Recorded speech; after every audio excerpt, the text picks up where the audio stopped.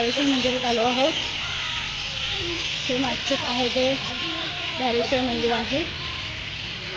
आलो आहे पूर्ण धारेश्वर मंदिर आहे आणि पूर्ण पायऱ्या आहेत. एवढ्या पायऱ्या करून यावं लागतं. आता आम्ही बाहेर